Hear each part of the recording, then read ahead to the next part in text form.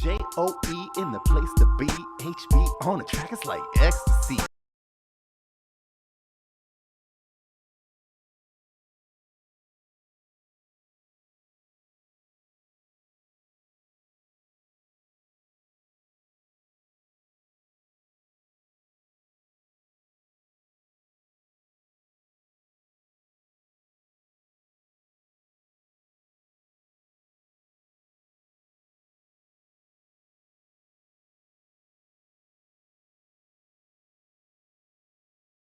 J-O-E in the place to be. HB on the track, it's like ecstasy.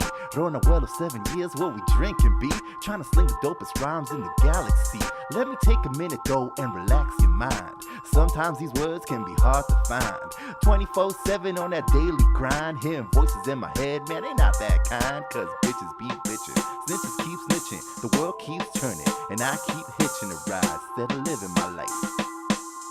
Yo, yo, yo, yo, yo, yo, yo, yo, yo. Man, when you feel hungry, don't you have to eat? Yo, yo, pump up the volume and digest this beat. Rapscallions in the house with this lyrical treat. When we're done with you, you're gonna ice your feet. If the world ends tomorrow and you had one chance, Hey, yo, would you start the move like it's your last dance? yo, do something small in the past and present changes. Do something now, the future rearranges. Cause bitches keep bitching. Yo, snitches keep snitching. The world keeps turning. And you start living your life instead of hitching a ride. Rapscallions. J-O-E in the place to be. HB on the track, it's like ecstasy. Rolling a well of 7 years, what we drinking be. Trying to sling the dopest rhymes in the galaxy. Let me take a minute though and relax your mind. Sometimes these words can be hard to find. 24/7 on that daily grind. Hearing voices in my head, man. Welcome, everybody. Episode 37, number 37, my lucky number, but that's another story. This is episode 37 of Rapping with Rapscallions. We're doing Panama sports legends. So much to talk about. So many legends. And speaking of legends, who's this guy over here? Joe Mosquito. Hey, man, what's up? Wow, I am a legend. I am a living legend. That's what they call me every time I walk down the street. They're like, hey, there goes a living legend. How's it going, man? It's so good to be here. So good to see you. It's the best time of the weekend. Rapping with Rapscallions at 3 p.m., 4 p.m. Eastern Standard Time. Indeed. Man, that's so good. It's like you grew up with anchormen and newscasters and stuff. Hey, you know, Brian Norcross, Channel 4, CBS Miami, he was my idol. I told you, I got his autograph picture. What? He saved us off Hurricane Andrew. So, hey. Man, you got it. You got the know-how. You know all the people. Tuning in, here we go. Captain Andy's here. What's up, Captain Andy? Check out his episode by scrolling down. And well, let's get this thing started, man. There's so many legends. Panama is just a tiny isthmus. But guess what? It's the birthplace of many, many legends. And we have an internet outage. All right, and we're back. Okay, maybe we lost a few seconds there, but that's okay. You can't stop the Rapscallions ever. So Unstoppable. We're doing Panama sports legends. Panama, tiny place, many legends, many things to speak of. Jazz hands also. But let's get started with our weekly Rapping with Rapscallions weekly wrap-up. How was your week, Joe? How was my week, man? My week was all right. My week was a busy week. It was a busy week at work. I'm happy to say that I am on vacation now for a week and a day. And you know, usually whenever you take some time before you go on vacation, everyone wants to throw stuff at you to get done. Yeah. So I was doing that stuff, but thankfully I think I managed to get all that done. So that's cool. A lot of things happened this week, actually, my friend. Well, first of all, of course, the very sad news of the passing of Horacio Valdez from Son Miserables, very talented musician. A Panama legend. He wasn't a sports legend, but he was a Panamanian legend nonetheless. He was definitely a Panama legend. A lot of us grew up with his music, with the music of Son Miserables. I remember when I moved back to Panama from the U.S., once I made friends and everything back in Chiriquí where I was living, I just remember some of my fondest memories are in La Feria de Boquete. And I remember Son Miserables would usually play there every year, at least as long as I can remember, and just being there with my friends. You know, it was nighttime, bajareque, it was cold, and Horacio and his dudes just jamming away, singing the songs. Beautiful memories, man, and everybody just singing along. So yeah, very tragic, very tragic. Yeah. Yeah. Well, it's tough to lose someone. Especially it was very unexpected. He died of a heart murmur or heart complications. Yeah, So it's definitely unexpected. Our hearts and prayers go out to him and his family and friends. Tough loss. definitely. It is a tough loss, and it has been. I guess it just has been good to see how the outpour of support. Everybody in the country cared so much about him, and just that showing of love, Right. has been amazing. But yeah, like you said, our thoughts and prayers go out to his family, to his friends. Mhm. Yeah, and just the only thing you can do in these times is just be with the people you love and try and be as strong as you can. He's going to live forever through his music, and we're grateful Very for true. that contribution. Very true. Very true. So other than that sad news, did you know that Zack Snyder's Justice League came out? The Snyder Cut, hashtag Snyder Cut. Hashtag Snyder Cut. I did. I spent 8,000 hours watching it. I don't remember the first one, so I'm not really sure what changed. I do remember being more entertained. I think the thing that stood out to me most was like what do they call it? Like the fan, the where he introduces things just for the fans, whereas they weren't necessarily germane to the story arc. So that was kind of cool to see some of that tribute to the fans. I think some of your favorite characters made some appearances there. For sure. No, I was really. I mean, I think I was really excited about. I don't think I was. I was really excited about the Snyder Cut. I remember seeing the Justice League the first time around when it came out, and I was like, man, that was all right. But then I saw it again a couple times, and it kind of grew on me. I was like, yeah, I guess it's cool. But then seeing this one and just all the anticipation about everything that was going to happen in this one, and then when I saw it, yeah, again, man, 4 hours, dude. You just kind of have to sit there. A lot of like really long takes. I think Zack Snyder does this thing. He takes beautiful shots, man. I mean, landscape or whatever have you. But I was really happy to see the Flash's story fleshed out a bit more, Cyborg story fleshed out a bit more. So just seeing some of those things, Darkseid making it into the film, which as far as I'm aware, he did not appear in the previous version. And just, I think it was cool, man. I really enjoyed it for the 4 hour. I hope they make another one following this one. Just because I would love to see Ben Affleck as Batman. I love seeing Martian Manhunter. That was like, I knew as soon as I saw him, I was like, Joe's going to love this. I knew that you were going to get a trip off of that. Super amazing. The only thing I didn't like, and this is a spoiler for everyone who hasn't seen it, is when he appears at the end and Bruce Wayne's all like, oh yeah, okay. Yeah, cool. Bruce Wayne, so cool. And again, he is Ben Affleck. I don't know. Not a big fan. I need to find his secret formula of how to get into Hollywood. Because oh my gosh, seriously. And then the epilogue, which was cool.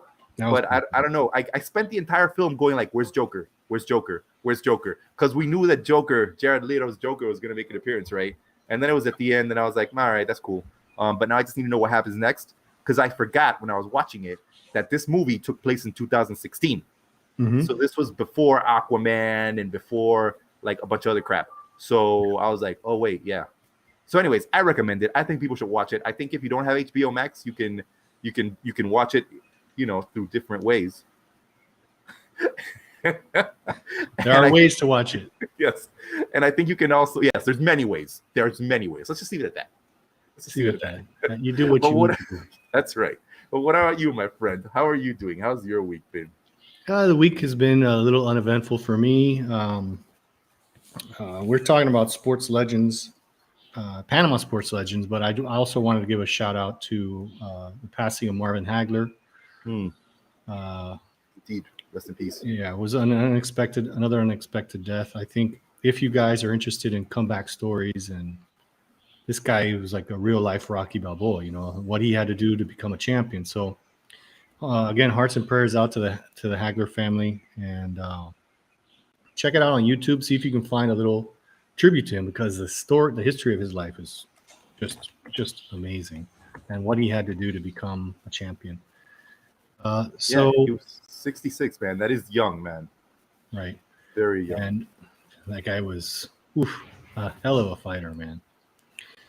So other than that, my week, I did watch Justice League, Zack Snyder cut. I like what it means for Hollywood.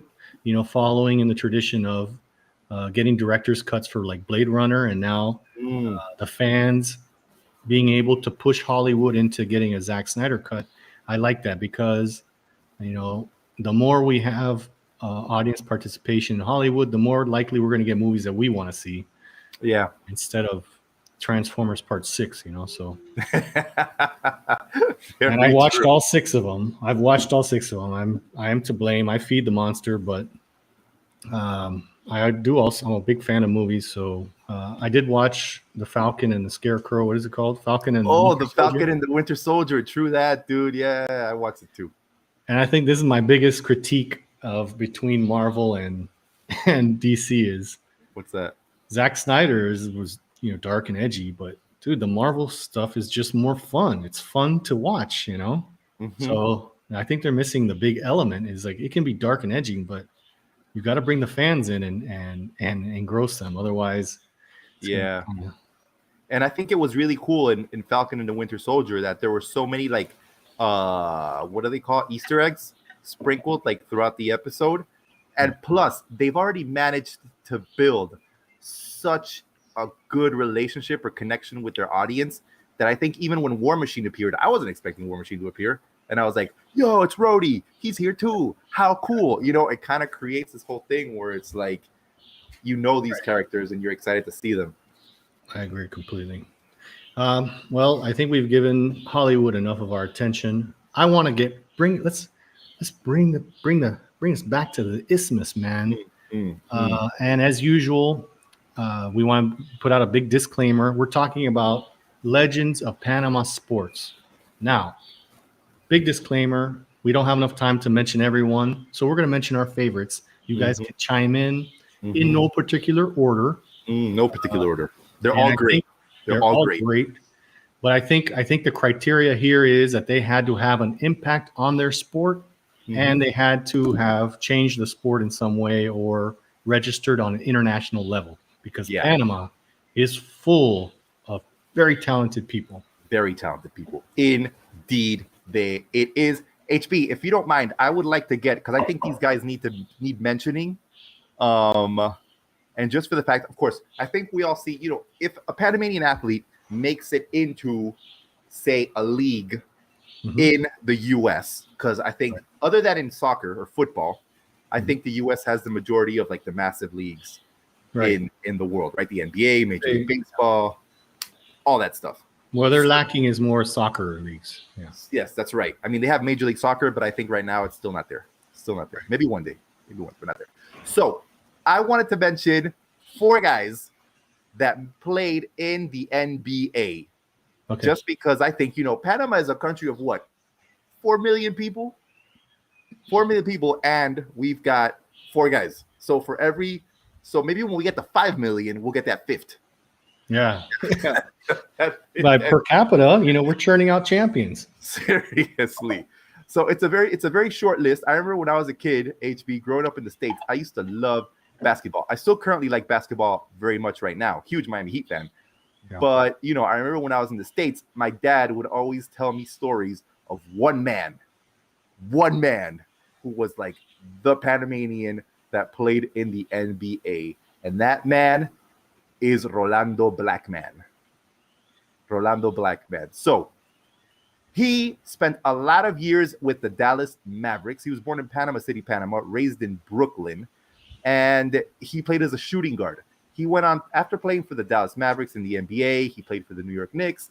He played in Greece. He played in Italy. And then his final team before retiring was a team called Limoges Cercle Saint-Pierre. Ooh la la. Well said. Thank you. I practiced that quite a lot.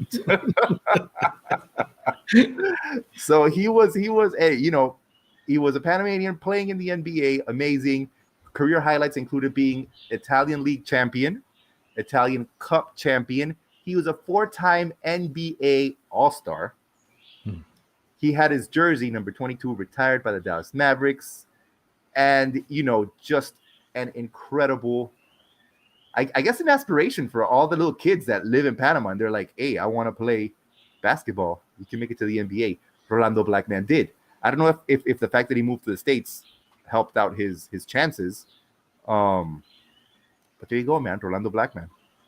Absolutely. You know, who probably played with him is Ramon Reyes, Alex's dad. That guy was an amazing basketball player. True that, man. True that. He played he played national teams and all, didn't he?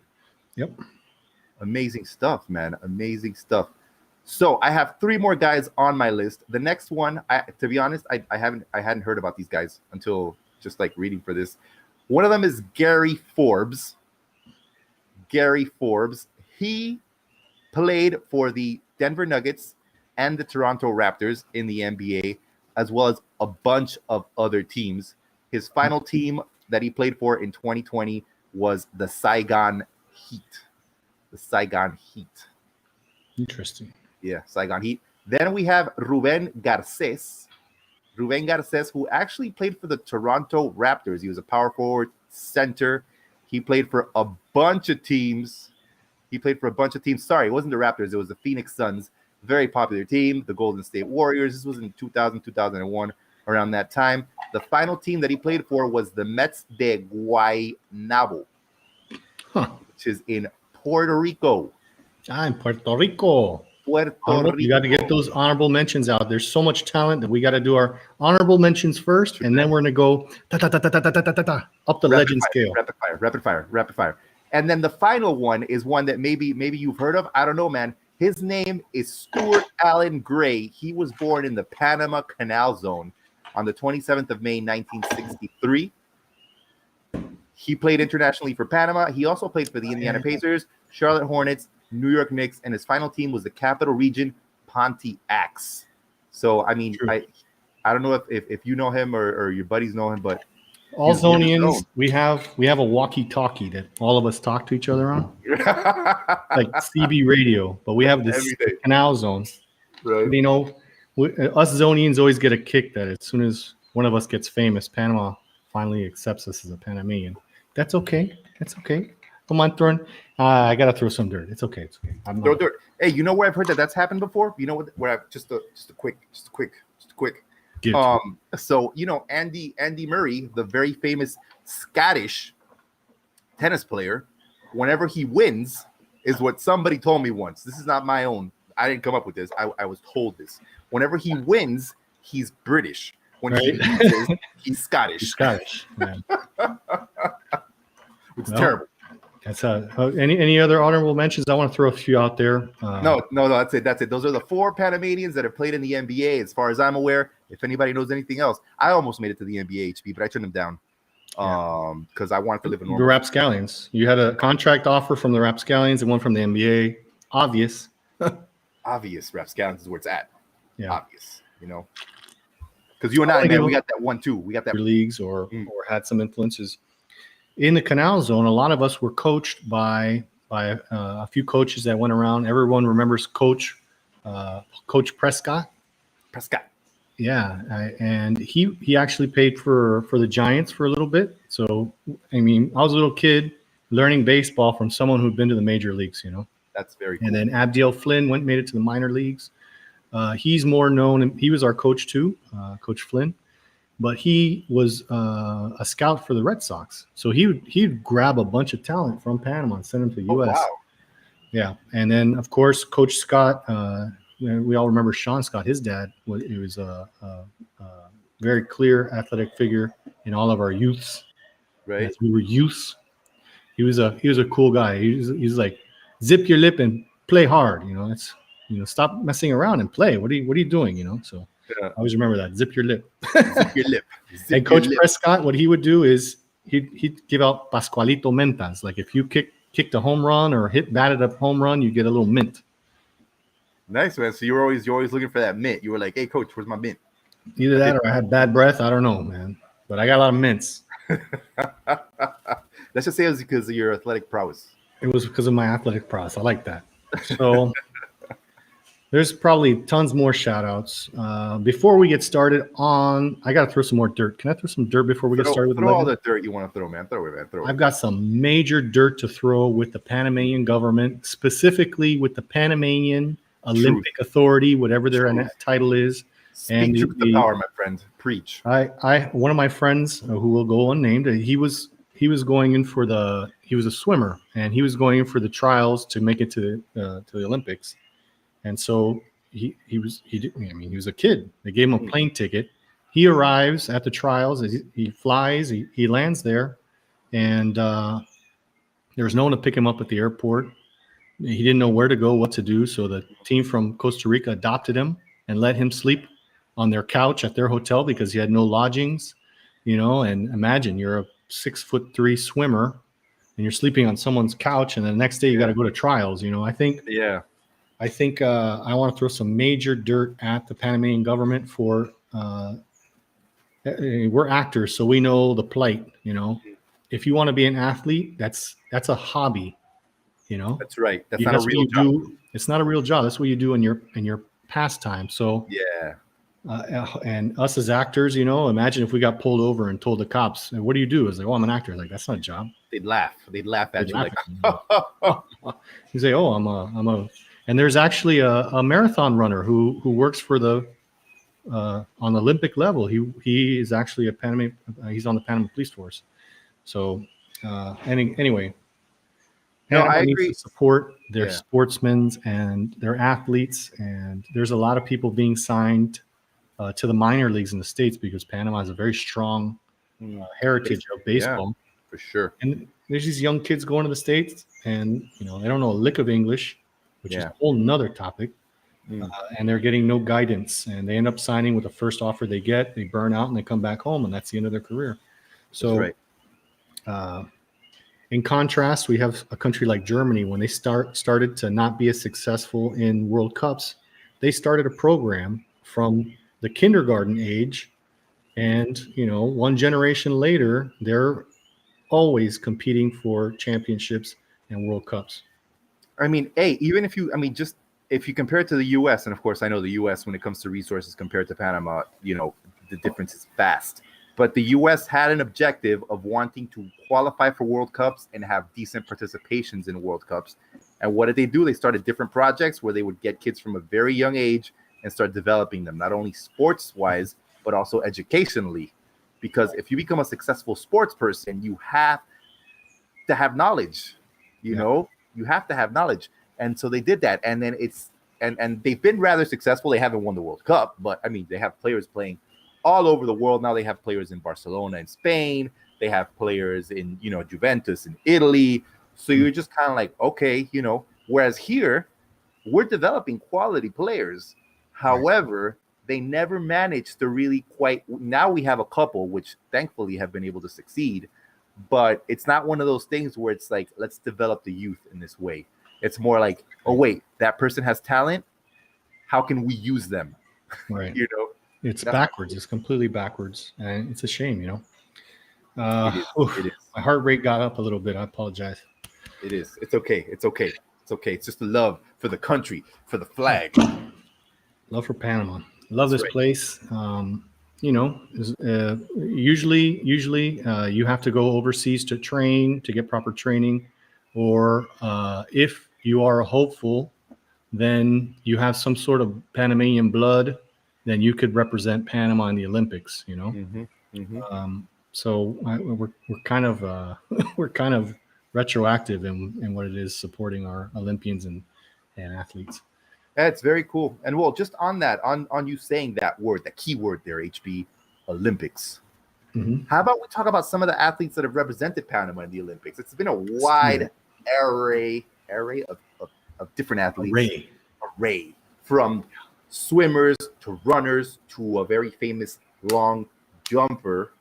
Yes. So, I mean, I think we can talk about some of them. I do realize that we want to talk about soccer, football, and boxing. So we're going to save the last 45 minutes or so of the show to dedicate some time to that. So before that, we're just going to talk about everyone, just like a kaleidoscope of athletes. A smorgasbord. A cornucopia, if you may. Cornucopia. Well, I think maybe what if we go back to Panama's earliest Olympic medal winner? Oh my gosh, yes, let's do that, man. Let's do that, because I don't think many people know this man. I don't think many people know this man. He actually held the honor of being the only medal winner for Panama for 60 years until another person came in. We'll talk about that other person later. No doubt, no doubt. And if I can say his name, HB, this man's name, and he was actually in one of the pictures that we posted today in our social media channels. This man's name was Lloyd LaBeach. Lloyd LaBeach. And he is the only Panamanian athlete who won 2 Olympic medals. 2 Olympic medals. It was in the 1948 Olympic Games held in London, England. He finished 3rd in the final of the 100 and 200 meter dash. Bronze medal holder. That's right. Medal holder. So that's right. He also I believe it was in those games. He set a record. I think it was for a Latin American record for long jump, which will come again later if you know anything. That's right. Panamanian sports. Seriously. HB, let me tell you some of the story about Lloyd, man. He was born in 1922. He had Jamaican parents who migrated to Panama to work in the canal construction. That's pretty crazy. He was trained by Coach Carlos Belisario, and in 1946, he won a scholarship to study in the University of Wisconsin, where he would continue his training. He didn't like the cold, Lloyd LaBeach. Cold. He didn't, man. He didn't like it. So he moved to California, the University of California in Los Angeles, where he continued to improve until 1948, which is when he would go on to participate in the Olympic Games in London. Can you imagine that? What it must have been like in that time? Because I feel that now it's so easy, you know, like say HB that you and I, we were like the Panamanian bobsled team, and we were like and we were 20, and we practice Raspalo blocks, bobsled and we'd film that, right? And then all of the people would know. They'd be like, "Yo, these guys, they're insane, man. They're doing great things." But in 1946, it's another time, man. Another time. How lucky you have to be for someone to see you and be like, "Hey, this guy, these bobsled guys are really good. Let's give him a chance." Send him to Wisconsin. Now, Lloyd LaBeach, his brother was also an Olympian, but he participated for Jamaica, if I'm not mistaken. Oh, word! Wow, that's crazy.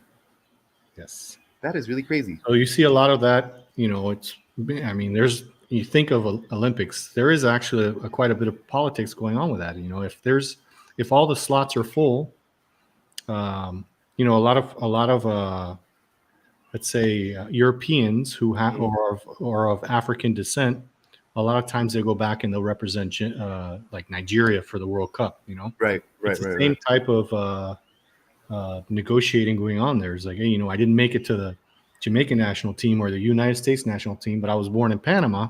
Let me represent Panama. And in that way, I'll be able to show up to the Olympics. So true that. I mean, instance of that. Yeah.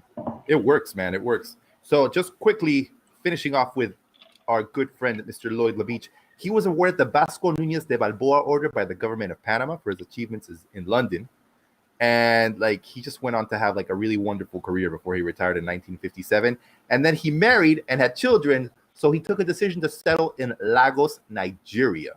Lagos, Nigeria. And then he moved to the US in the early 90s. Crazy, man. Crazy. That was our first ever Olympian to achieve medal status. And he held that title for 60 years. 60 years, amazing feat. 60 years. So, you know, he got the Vasco Núñez de Balboa Award. You know, he's a national treasure to Panama. Being able to represent in the Olympics.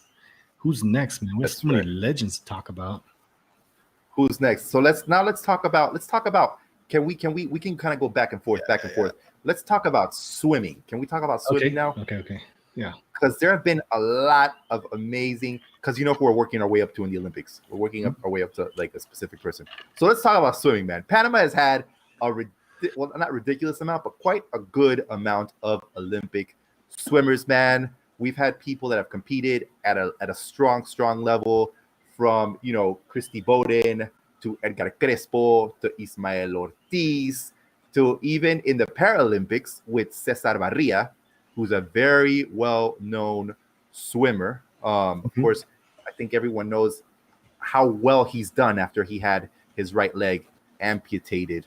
And did you know, it's one of the things I didn't know is he got his leg amputated after he got stuck between two cars while helping a friend to push like a friend's car. Oh no, just like a terrible accident. Yeah, like a terrible accident. And he's done really well. He's been an inspiration for a lot of people.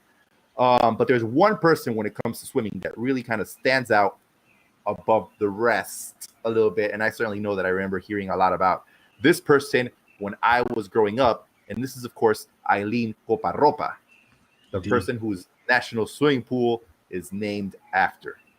Yeah, it's she was called what, the Golden Mermaid or something like that. It was her names. Yeah. Exactly.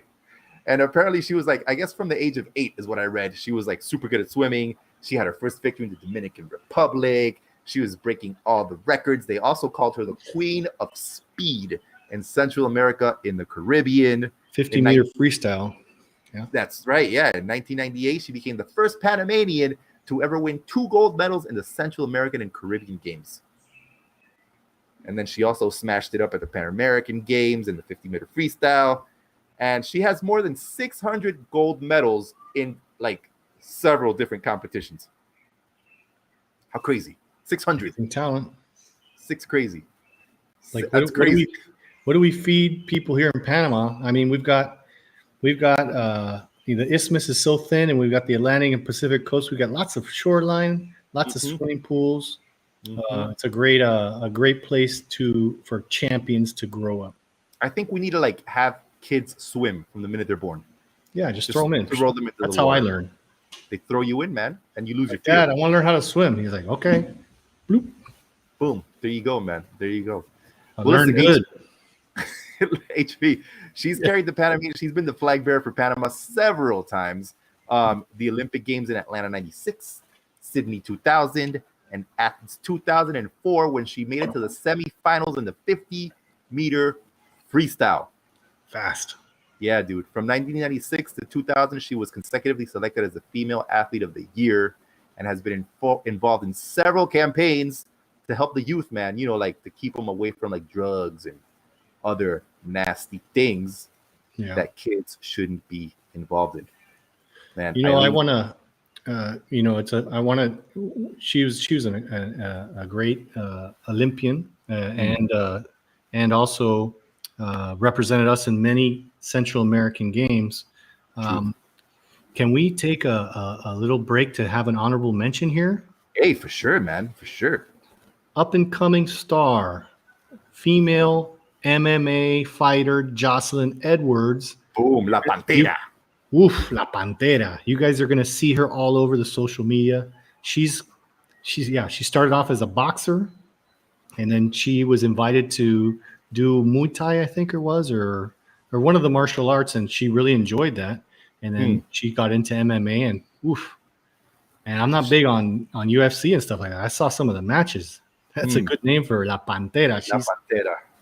She's killing it. She's doing good. So I just want to do that honorable mention on the female side. For sure. Got a lot of talented ladies that we might not have time to mention them all, but we'll try and use our Olympic level speed to throw in little honorable mentions. All right. HP, since we're talking about the ladies, I'm just going to mention. Talk about the ladies. I'm just going to mention another one really quickly as well. Another Panamanian Olympian who has represented the country in the highest levels, Eileen Grench. She is a fencer.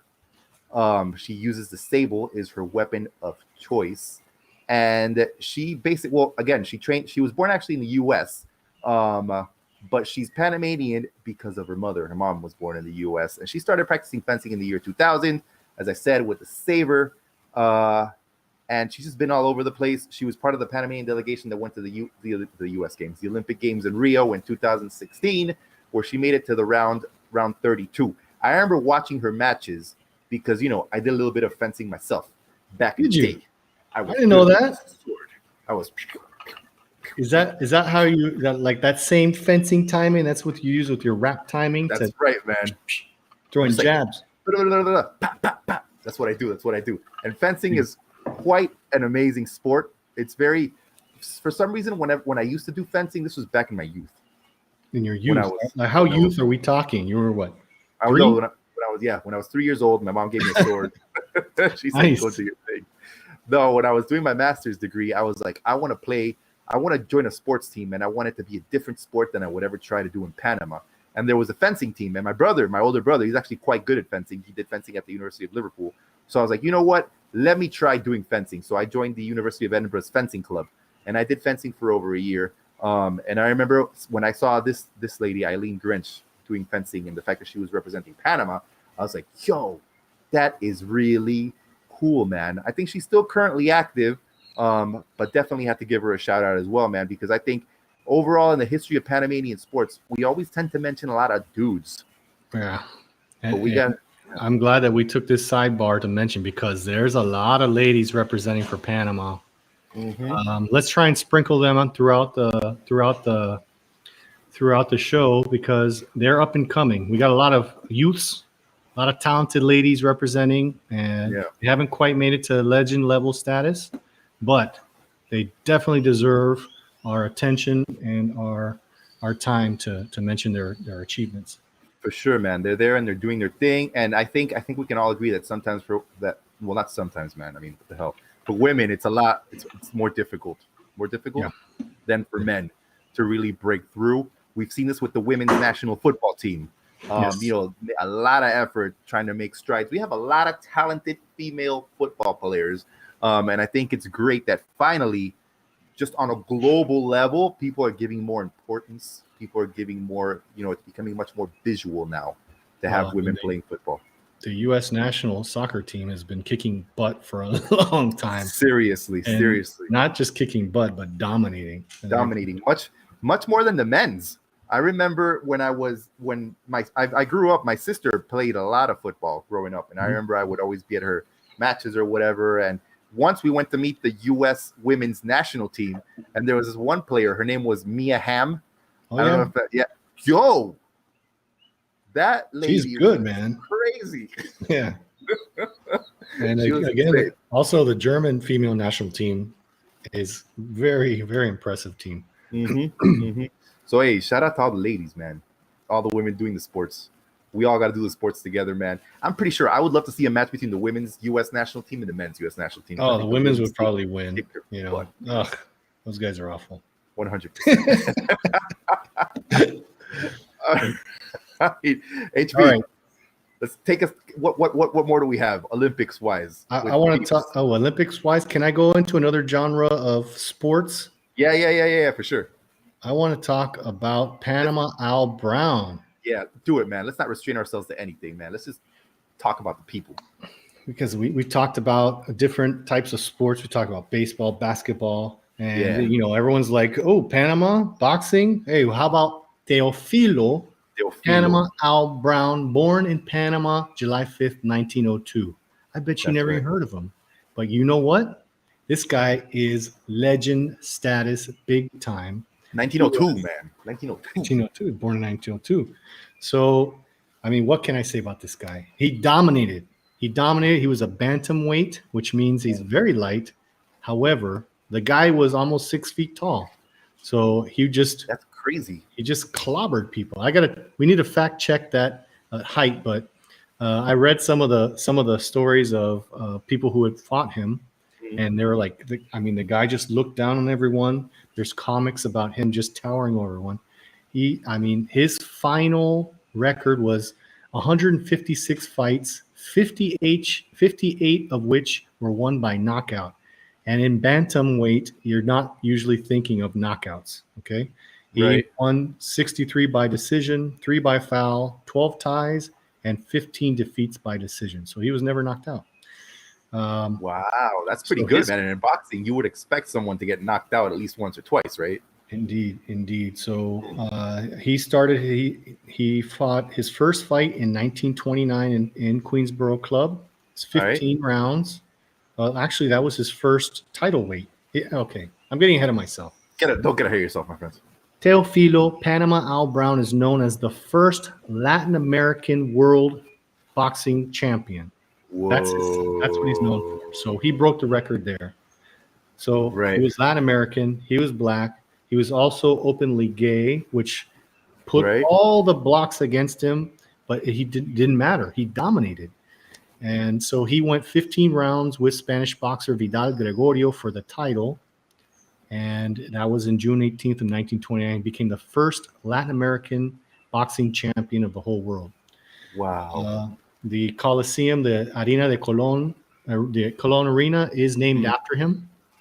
His Wow. original name was Kid Teofilo, and he ended up moving. He faced a lot of discrimination in the United States, so he ended up moving to Paris, France. And he had what do you call it? A sponsor there. Sponsor? Yeah. Helped him- Benefactor. a benefactor that helped him with his boxing career, and he just completely dominated in the bantamweight division. So here's that one. That's a shout out to old Panama Al Brown. There is a documentary about him that's just recently come out. Right. You can check out, and that's how that came to light for me, because I'd never heard of him before. That's really crazy, man. Yeah, to be honest, until we started doing research for this episode, I'd never heard of him. And man, just to think about how difficult it must have been for him being, all the cards were basically stacked against him. Yeah. You know, from being black and being gay and just, I mean, Being Latin American, so being Latin American. Oh my gosh. Crazy. And if you look at his record, winning so many fights by knockout in the bantamweight level is kind of an outlier. Yeah. That's crazy, man. That is insane. HB, following in the footsteps of that, I'm also going to go old school with our next mention now. I'm going to go old school with this person. You probably know who I'm talking about. One of the classiest looking peeps that I saw when we were doing the research for this episode. So dapper. So dapper. And this man's name is George Alfonso Headley, born on I have the luck of having been born on his birthday, the 30th of May. He was born in 1909. The birthday of champions. That's right. He was born the 30th of May, 1909. And he played cricket, dude. He was born in Colón, Panama, but ended up playing cricket for the West Indies. Yes. How crazy is Represented that, Jamaica, That's right. England, West Indies cricket team. He played against England in Barbados. So Panama, he was. Look at that. Panama's He was champions in every different sport. cricket, and I've honestly never thought cricket was a popular sport here. I mean, I've seen people playing cricket, but never to the point of like, hey, this guy or this girl is incredibly. That's the thing is, like, before, back in the day, there used to, where the roundabout is by Albrook, that used to be all baseball fields, right? And you could see the cricket players there, weekly, right? So, and I think in Colón también, also in Colón, they have weekly matches there. Anybody out there in the viewership knows about cricket, please let us know. It seems to be more popular than I was aware of. Look, cricket is one of those things where I remember when I was doing my master's, it was one of the sports that I considered doing. There were 3 sports I considered doing. I considered doing cricket, archery, and fencing. And then ultimately, rapping. No, I do rapping all the time. Okay. No matter what happens. No matter what happens. True. But I was like, man, cricket, because you see when people are playing cricket, they're just all in white. They're looking very dapper and elegant. They take a break. They have some drinks. They talk. Is that tea? Are they drinking tea? What's going on? They're drinking like Pims. Pims. Let me see if I can explain Pims to you really quickly, because I don't think you can get it in Panama. You used to be able to get it in Panama, is what I've heard from Robert. Is what I heard from Robert Martin. Shout out to Intimo Restaurant. But Pims is a gin-based liqueur. Ooh. Yes, and it is a secret mix of gin, quinine, and a spice blend to So it's aid gin and tonic. pretty much, but already in a bottle. So, hey, man, I mean, just look it up. It's called PIMS, PIMMS.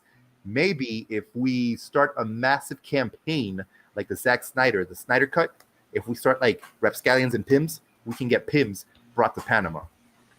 Rapscallions for Pims. I'm down with that, dude. Because Rapscallions it's obviously an anti-malarial that we It need is. to drink more of.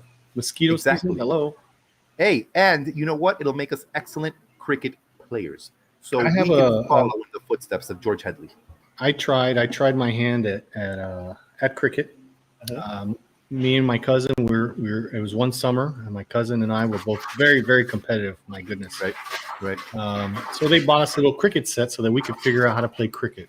All right. Okay. Cool. So we're reading all this stuff, and we're trying to figure out how to do it. We're both baseball players, so we're trying to do the toss and whatever and knock the things off. You had little wooden blocks. So my cousin's got the thing underhand. He's also an excellent golfer. But however, he got a little frustrated that he wasn't knocking them out of the park. So he went up and held it as a baseball bat, and I lobbed one at him, and he hit it, and it came straight for my head. And if you've ever held a cricket wicket, what is it called? Those things are heavy, man. If I hadn't ducked at the right time, I would not be here right now. HB, your beautiful nose, It would have been right here. your beautiful forehead. It would have been, my head would have been a canoe. That would have been Oh dead. my gosh. And that's, I can put a little tally. That was one of the 18 times I almost died at the hands of my cousin. Hey man, was this the cousin you played football with at the Red Machine? Oh, yeah. Oh. We grew up together. Oh, we have so many stories. Brian Swenty's chiming in, also a good lad that we grew up with. He says, Pims is good. We got to start the campaign. We need PIMS. I think it's a must. It's a necessary for our society to survive. It is. In times of pandemic, you need your gin and quinine. Yeah, man, you need it because without it, what do you do? You're going to get malaria and you're going to die. That's what's going to happen. That's right. That's right. So where we're going now? We went boxing, fencing, swimming. You're up. You take the next Okay, let me see. HB, right now, the next guy I want to talk about before we get to our final Olympic athlete, before we move on to other sports, is Alonso Edward. Yes. Alonso Edward, a very well-known Panamanian sprinter who Oh. specializes in the 100 and 200 meter events. This guy is fast, man. He is super fast. He's represented Panama in world championships, in Pan American games, and South American games, South American championships, Central American, Caribbean games, Central American games. I mean, basically in all the games that you can think about, this guy has been there for Panama doing his thing in countries like Germany, Bolivia, cities, Lima, Santiago, Cochabamba, Toronto. I mean, seriously, dude, this guy, he's super, super fast. Unfortunately, he's never been very successful in the Olympics, He's running against guys like Usain Bolt and stuff. but So he's running against guys like Usain Bolt, who, I mean, seriously, what luck, to be like such a dominant force in your sport. And then and then here comes Usain Bolt, who's like, whatever, dude. I want to take a little tangent here because we grew up with in the Canal Zone with a lot of sprinters, and Alfredo Richards was just before you can say the word fast, Joe. He's already done running. He's done. You're like, So you're like that guy was fat. He's already done. I had the misfortune because I ran track. I'm very fast. I apologize. hey, you're the first person I've ever met in my life. Yeah, fastest. Totally. So I was running the 440 relay, and we talked about the draft system that used to happen in the Canal Zone schools, right? Yeah. So I ran anchor, which is a funny name for the last person that runs. You pass the baton, and it's essentially it's 4 sprints. So I'm running against Alfredo, who's the fastest person, and for a long time he was the fastest person in Panama. So I'm running against one of the fastest people in Panama.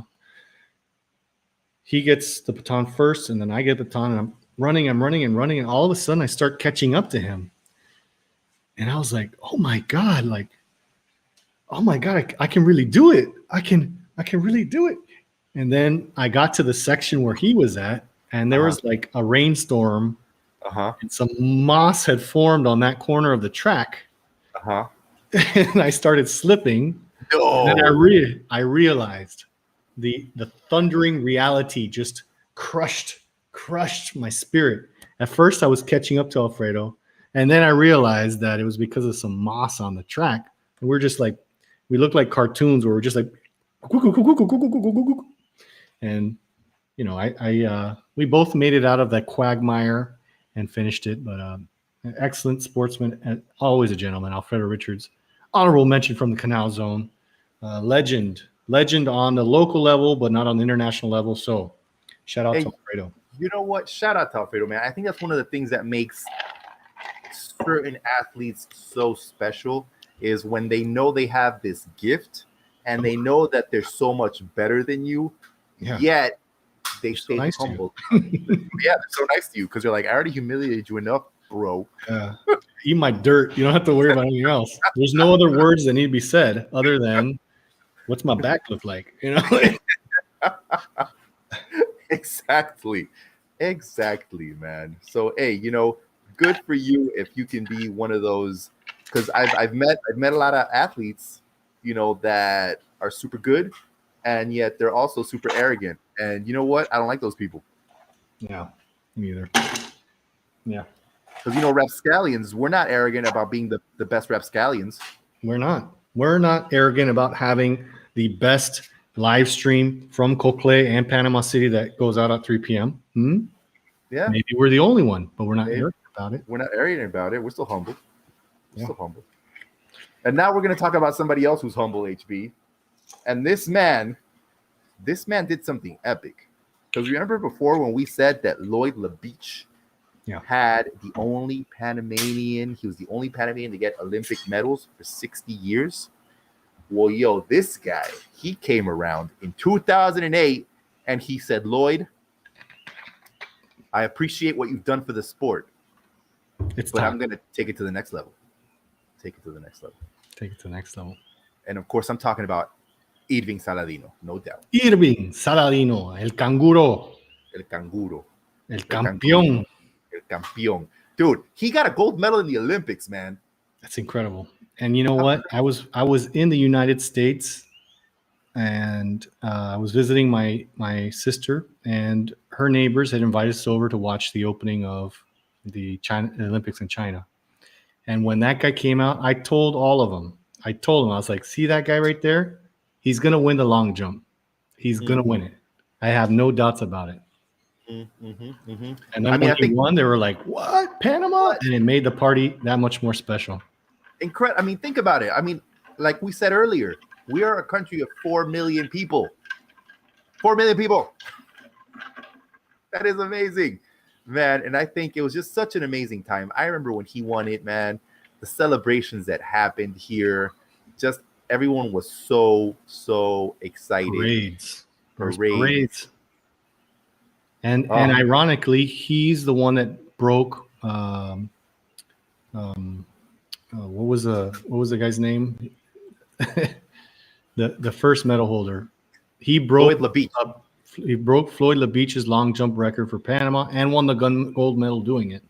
So I mean, and to bring a gold medal home to Panama, you can't measure how proud every Panamanian was on that day. I mean, it's incredible, and it's one of those things where I think when we did our little survey earlier in the week, you know, like what did you celebrate more, the 2008 Olympic gold or qualifying for the World Cup?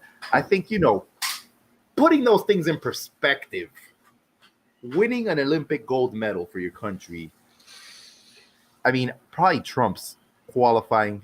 Does it trump qualifying for your first World Cup? I want to throw some shade on Panama. And not everything is rose water here on Rapping with Rapscallions. No, not at all. Celebration on that day, the day that he won the gold medal, and when he landed in Panama, he had a parade. There was a bigger celebration for the girl who won the Tengo Talento Cantando or something like that. There was like a Canta Conmigo? There was some Panamanian who won. I don't know, man. I know singing what you're talking contest, about, though. Yeah. and there was a more of a celebration for that. I was like, oh my god! It's like, I think it's because 60 years had gone by without a medal, or maybe there's not the knowledge of how important the Olympics are. I mean, is it that important? You know, it's I mean, when I was growing up, I loved watching the Olympics. I had dreams of being an Olympic swimmer. I was like, man, I'm going to be an Olympic swimmer. Because I had an uncle who was an Olympic trainer. He trained the Panamanian swimming team. So I had dreams of being an Olympic swimmer. It never happened. And I blame my parents for that because they never pushed me hard enough. push in the pool, swim ball. Pushed me to make me swim for my dinner. They didn't. But, you know, I thought the Olympics were a big deal. But now it feels like they're not so much of a big deal. It's you know, it's tough. Being an Olympian is not only mentally and physically difficult, but how do you get funding? How do you actually do that on a day-to-day basis? Because that is, you're dedicating every day of your life to being in peak performance. And to say that it's difficult is an understatement of the year. And I also want to take this opportunity to throw some more shade at the Panamanian government. Shade, dog. Throw shade. Saladino, who became a gold medal winner, he went through trials and tribulations trying to get to China. His luggage ended up in London. His passport and his Olympic credentials didn't match. And fortunately, because he trains in Brazil and other parts of South America, the Brazilian national team helped him out because the Chinese had called the police on him, suspected that he was trying to forge his way into the Olympics. Come on. Support your athletes. Hardcore. And then you wonder, like, hey, why doesn't he train in Panama? Let's help him and other athletes to have the proper facilities so they can train in Panama, man. Yeah. You know, imagine how proud you would feel if you were like, yo, this guy won the Olympics or this girl won the Olympics and they trained at the amazing sports complex that we built in Ocle. I don't know. Yeah. You know? Yeah. It's like, come on. I think speaking of, I don't know how much more should we talk about Salah? The guy is a champion. He is a champion. His first nickname was Kangaroo, and at first he kind of shunned the title. He didn't want to be called Kangaroo. First of all, he's like, "There's no kangaroos in Panama. Why don't you call me a cricket or a grillo? You know, that jump." Yeah, we have those in Panama. So I saw an interview with him where he was kind of like, you know, at first I didn't kind of like it, you know. And I remember at the interview where he had his ticker tape parade in Panama, he asked people to call him the campeón. But that moniker is reserved for someone else. That is reserved for someone else, who we'll talk about later on. Yes. We will get there. But I think, you know. Oh, I think we have a good segue here. Speaking of sports installations named after Panamanian sports heroes. Do you know where I'm going with this one? I know where you're going. Go, my friend. Take me there. I'm going to follow you wholeheartedly once you have a sip of your drink. There was a gentleman, and the National Soccer Stadium is named after him. And his name is Rommel Fernandez. That's right, man. That's right. You're an expert in soccer. Can you give us a little bit of an insight into him? If you've ever support the national team, you go down to watch the Marea Roja. And, you know, when I first got back to Panama in 2004, we went to all the games, and the entrance was $1. The beer, man, cents, and it was such a wonderful thing to do. Actually, me partying with soon-to-be vice president and then President Varela. Hey, he has all the connections. If you guys need political favors, call HB. Yeah, call. It's going to cost him a lot. But what stadium were we going to when we were watching these soccer games, Joe? We're going to El Estadio Rommel Fernandez, man, named after Rommel Fernandez. This guy, HB, when I think about Panamanian football and I think of what it could have potentially been if he had not passed away when he did, man, it's one of those things where you're just like, wow, man. So he died the 6th of May, 1993, man. He was only 27 years old. He was still a young guy. I wonder what it would have been like if he'd managed to play with some of the other greats like Jorge Julio Delivardes. But anyways, let's talk a bit more about Rommel Fernandez. Okay, this guy, he was an incredible goal scorer, man. In 1986, he went to the World Football Championship in Tenerife in the Immigration World Football Championship. I never heard of this football championship, but apparently it was a really, really, really great championship at the time where a lot of players went. Nobody expected this guy to have as much talent as he did. They were like, man, this guy's scoring goals left and right. So he caused such a good impression in the Canary Islands that they were like, yo, we need you here in Tenerife to score some goals. And he went ahead and he just like killed them, scoring goals left and right. He got the Tenerife team up into the first division in Spain. What was his first, like the first year, the first season, he had 8 goals. And the second season, goals. He had 19 goals. My goodness. 19 goals, no doubt. He was just firing it left and right. And to think about it now, when we think about Panamanians playing football in Europe, we're like, man, why is it so hard for Panamanian football players to succeed in Europe? This guy was doing it, and he was doing it well. Hardcore, big time. Totally, man. He was kicking booty. Mm-hmm. So, he got Tenerife back up into the first division. FYI, they're currently not in the first division. And he stayed in there until he got bought by Valencia FCF. Sorry. Apparently, he wasn't doing so well in Valencia, so he got loaned to another team called Albacete, where he was like, yo, I got my goals back. And he was scoring goals, boom, boom, boom, boom, left and right. And people were loving him, not only in Spain, but in Panama. And unfortunately, his career came to an end on the 6th of May, 1993, in a car accident, which basically took him away from us and took him up to that big soccer field in the sky, where I'm sure he's still doing bicycle kicks up in heaven. Mm-hmm. True that, man. Rommel Fernandez. And after that, the Rommel Fernandez Stadium was named after him. I think before that it was called the Estadio Revolución. But he still remains super entrenched in all football players' hearts. I mean, I think you can't be a fan of the national team if you don't know about Rommel Fernandez. The first name that comes out of your mouth when you talk about soccer or football in Panama is Rommel Fernandez. That's like talking about Maradona. That's our Maradona. You know what I mean? That's right, man. This guy was a beast back in an area where, back in a time when beasts such as, you had very few beasts. You had Pelé. He was the main beast. And maybe Maradona, 2 beasts. This guy was the 3rd beast. He was a beast.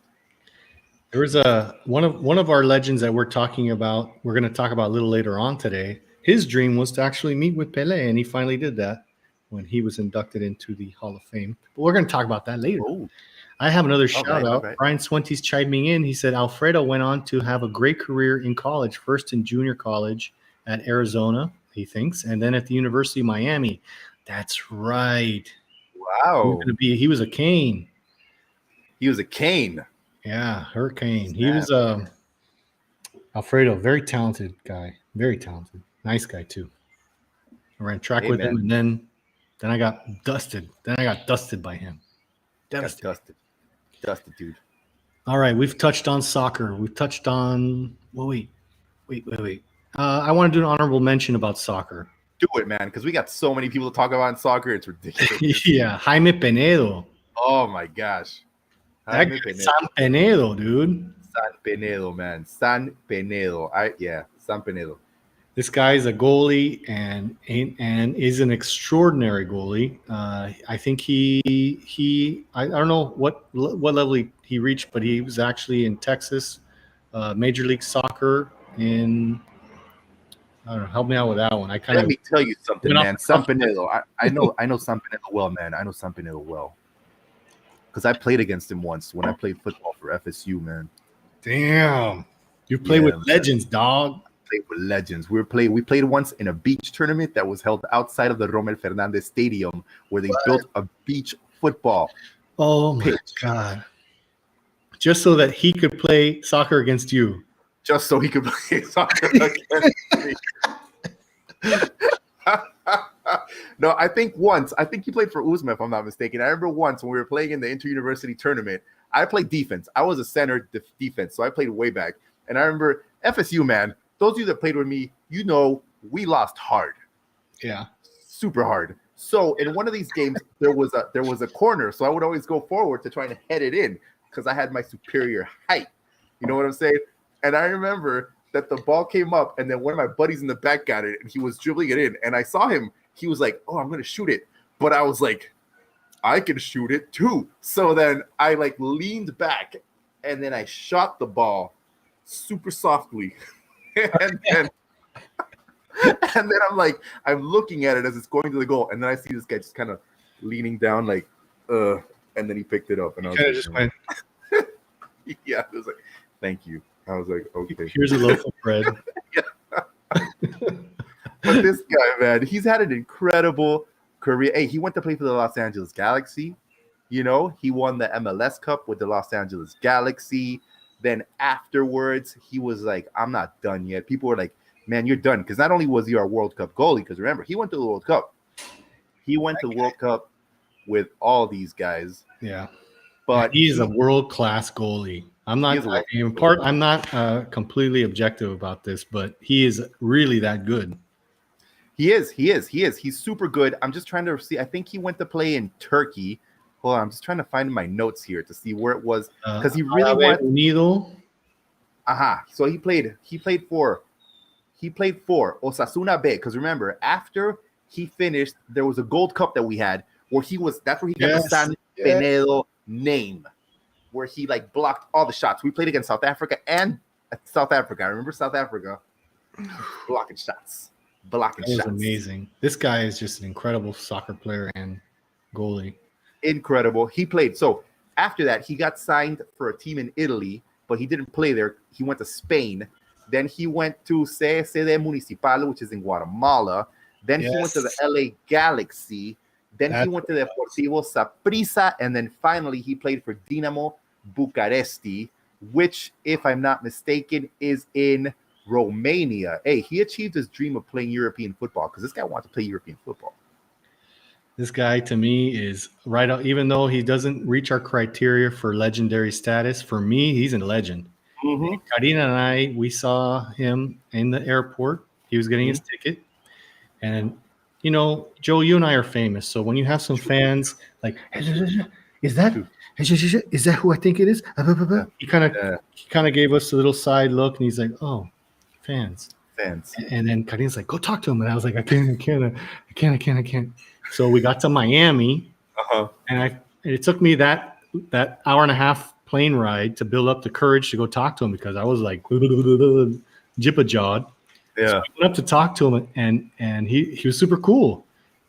Unfortunately, I had waited so long that I had tried to take a selfie with him in the security section of Miami Airport and almost got us both arrested. Oh my God. You never pull out your cell phone or your mobile phone. We're like this, and he's like, "Oh, cool. Yeah. And then the guard's like, I was like, "Do you know who this guy is?" This guy beat the U.S. a bunch of times. Yeah. We would have gotten cavity searches after that. Oh my gosh! But no, I hear you. Wonderful player, man. Yeah. Super cool guy. Inspiration. Shout-outs. Brian Swinty says Alfredo's now a federal police officer in Miami. Maybe we shouldn't say that. But great guy. Dan Norman, who's been on the show. What's up, Dan? Said, had a foot race once with Alfredo and Ancon. ...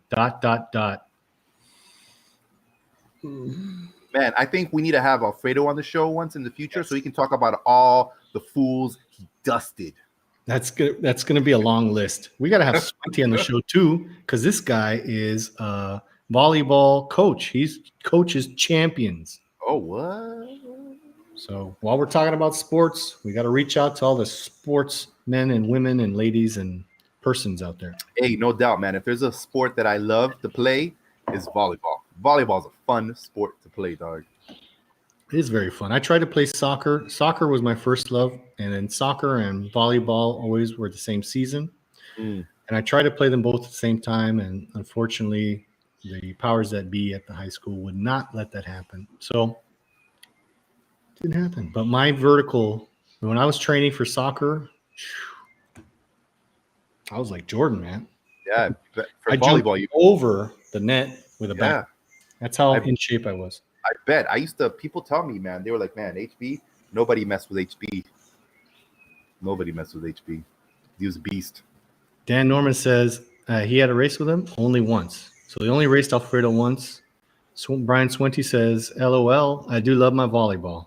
Definitely. Hey. And when we were doing the football show, we were talking about football in Panama right before the Super Bowl.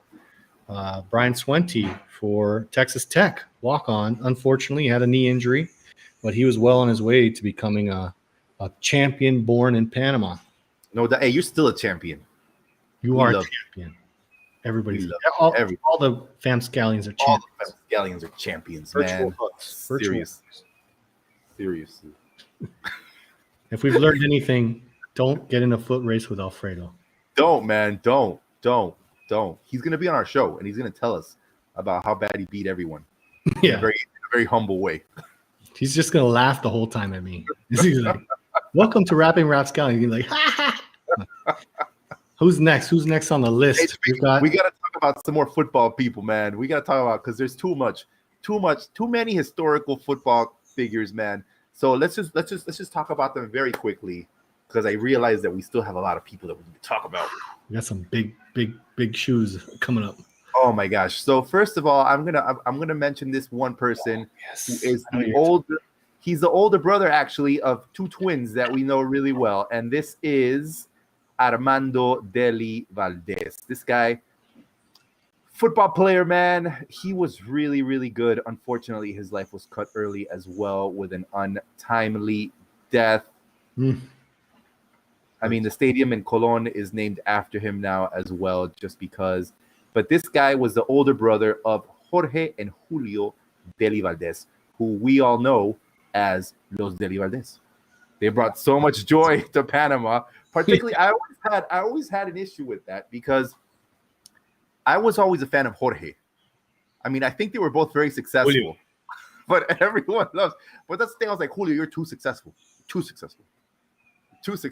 They're twins, so they should be just as successful, right? They should be just as successful. But Julio, man, let's talk about Julio for a minute, man. Because Julio, what didn't he do, man? He's sometimes known as Panama's best athlete in the 20th century. He played for so many international clubs. He played for Argentino Junior. He played for Nacional de Montevideo in Uruguay. He played for Cagliari in Italy. He played for Paris Saint-Germain in France. He played for Real Oviedo, and he played for Malaga CF in Spain, man. This guy did it all. Yeah. He lived a life. Oh, he lived the life, man. He was also one of Panama's top scorers in the national team. He was in so many World Cup qualifications from 1990 to 2006. He played in the 2005 Gold Cup where we were runner-up. And you know what was special about that Gold Cup? That was the Gold Cup that gave us San Penedo, the 2005 Gold Cup. And in that one, Julio got injured. So Jorge was like the main Deli Valdez in that one. And every time he'd score, he'd do a thing like he was making a call. And they were like, what do you do that? He's like, because I'm calling my brother to let him know I scored. That's the twin powers, the twins' powers.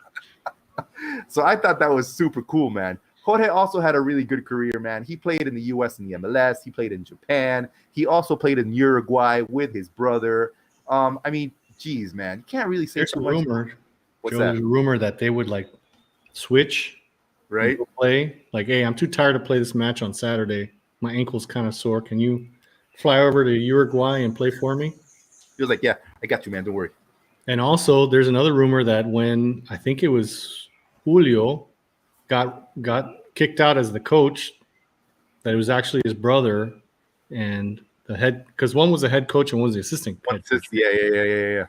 So they just kind of switched so the head coach could always be there. What? I don't know. Hey, man, they were super close. Switcheroo. They were super close to qualifying us to the World Cup in Brazil. You remember that game, that heartbreaking game against the U.S. in the Rommel Fernandez Stadium? Yes, of course I remember it. I burned my U.S. passport. What a shit game. And I'm mad at the U.S. and I'm mad at Panama. You know. Oh, devastating. God. We got some more shout outs here. Brian Swente says, a great experience in Texas Tech. The Rapscallions are the real champs. This guy speaks the truth, Joe. Oh, thanks, man. Yeah, he's a sweetheart, man. And it's a segue into his next comment. He's like, HB was always a very steady and consistent athlete. This is like a coach. This is like a coach pep talk. I Oh, like it. man. He's like, HB He is was- so steady. Yeah, he's very steady and consistent athlete in so many sports. He wouldn't overwhelm, but little by little, whittle away with his grit and determination. God damn right. So you were just there. You would constantly just be like, pah. You like that drop of water. You like that drop of water. Just pah, pah. And by the fourth quarter, the person laying on the ground with a headache was like HB1. Oh, man. Dude, I got to give some shout outs over here. Just people chiming in on Instagram. Chechi, as always. He's on the mic. What's up, Chechi? My brother, Eric Valdez, all the way from Chiriquí, man. Shout outs to my buddy, Eric, man. My brother. We spent a lot of good times in Chiriquí. Living life, man. Playing sports, man. I think we could have been top-class basketball players for the NBA. We played for the San Agustin basketball team before I became a rapscallion and he became super successful at his other life. The other life outside of Rapscallions. It happens. Seriously, man. Seriously. But yeah, man. Hey, we have too many. I think I can't go on without. There's too many soccer players to talk about, dog. There's too many. We got to do another show on that. I think we need to go into. Wait. Oh, I don't want to get ahead of ourselves. How about you already did Rivas, right? No, we haven't. Take it. Hold on, I'm going through my notes, man. Okay, there's so many people talk about. How about we do horse racing, because that's something that people don't usually think about Panama. But Panama has produced several championship jockeys, and I want to say the greatest one for last. Okay, Cornelio Velázquez, outstanding Panamanian horse racing figure. He excelled in the Florida circuit. 1,624 victories. Let's see. He won on Ricky in the Presidente Ramon racetrack. He won the classics, Horse Riders Trade Union, Horse Owners Club. I mean, this guy was just a championship jockey. But I wanted to get him out of the way because the other guy is my favorite. Oh, no doubt. We just jump right into him? Jump right in there, man. It's 4:20. We're running out of time. Lafitte Pincay. This guy, Junior. Lafitte Pincay Junior. This guy was a dominant force. I think, we think about boxing legends and baseball legends and whatnot, but we're not really contemplating how big of an influence Lafitte Pincay is. He was a beast. Pincay is huge. I know that you go to the horse track with your spare change just because it's quarter beer night, but you need to understand that Lafitte Pincay is one of the greatest jockeys ever in the earth. That's all I got to say about him. Oh wait, we got stats. Do people want stats, or we need to move on, don't we? We need to let me just mention some of the awards that this guy won, some of the amazing things that he did, his major racing wins. He won the San Bernardino Cup so many times, the Santa Anita Derby, the Los Angeles Handicap, the Santa Barbara Handicap, the Hollywood Gold Cup, and the list goes on and on and on and on. 4 Triple Crown races. 4. Kentucky Derby, Belmont Stakes with 3 consecutive years. Conquistador Cielo in 82, Caveat in 93, and Swale in 84. This guy was a lot of effort goes into being a jockey, man. It's more than just a guy. Winningest. It's more than just being a guy sitting on a horse. So, and Lafitte Pincay, Junior, he was a monster. All right, we gotta move up the legends. We're gonna go back to baseball, and I want to jump to Rod Carew. Rod Carew, man, rock and roll. Rod Carew. I had the honor of meeting him. Remember the coaches that we mentioned before? Yeah, for sure. The Scott family. He was cousins with the Scott family, and I went to school with Sean Scott and his dad, our coach, Mr. Coach Scott. Brought Rod Carew over. I met him when I was a young man, and this guy was just amazing. hitter, batter at in baseball, Major League Baseball. He ended up with a 328 batting average in 1977. In the middle of the season, he was batting 404. This guy hit everything. And that always resonated with me because I had a friend of mine, Jeff Weatherby. He actually made it to the major leagues, and he hit a home run his first time at bat. And he was talking to me one time. He's like, "What's your story?" I was like, "Oh man, I'm cool." He's like, "You're smart, but what happened?" I was like, "Yeah, I got in some trouble in college, and I failed one of my classes. I've never failed a class before." He's like, "Hey, I made it to the major leagues, and I hit a home run my first time at bat. In baseball, if you fail half the time, you're doing better than anyone else in the league."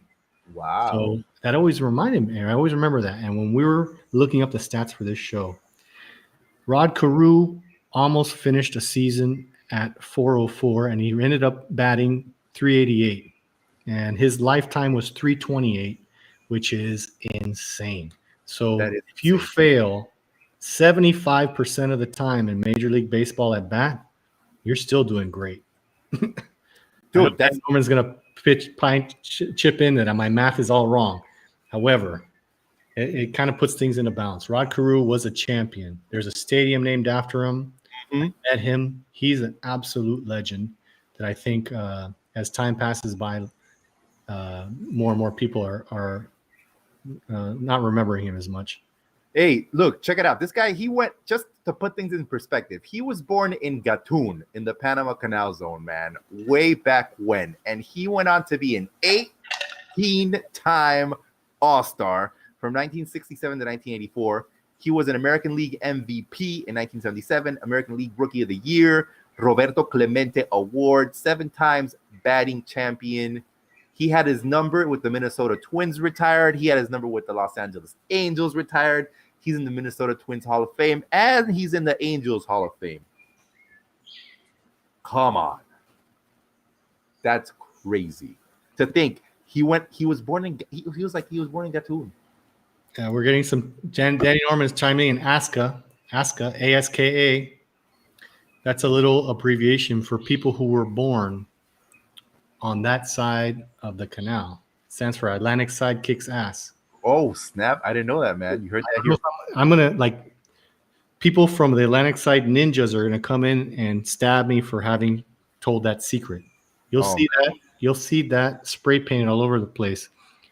Many, many champions come from Colón, from Gatun, from that side of the canal. So It's crazy. Yeah, we have quite a lot of incredible athletes from Colón. Indeed. So, hey, I don't mean to move along, but we've been jibber jabbering too long, so we need to speed it up. We need to be like Lafitte Pincay and Seriously. hit that horse. We're going to stay in the realm of baseball. Yes, we are. And you guys will know why when we talk about our last legend, but our second to last legend, and I hope we didn't leave anyone else out, but this person is absolutely a legend, absolutely one of the greatest to play the game, and that's Mariano Rivera. Oh my gosh, what can you say about Mariano Rivera, man? The Sandman, dude. I truly, when I moved back to Panama initially in '98, I was like, and I saw everyone here love the New York Yankees. I couldn't understand why people love the New York Yankees. I was like, what's going on with the New York Yankees? And then finally I heard of Mariano Rivera, man, and just of the impact he had in the game. The thing, he was born in Puerto Caimito in Chorrera, and he made it to the big time, to the big show, to the greatest show on earth with the New York Yankees, man. New York Yankees. And he started off as a shortstop and a catcher, and he was somehow, he just didn't really excel at those spots. And there's several different sources. Everyone has kind of a different story about how he ended up being a pitcher. They told him, you know what, you're not, just get on the mound and throw. And they saw him pitch, and they took a chance on him.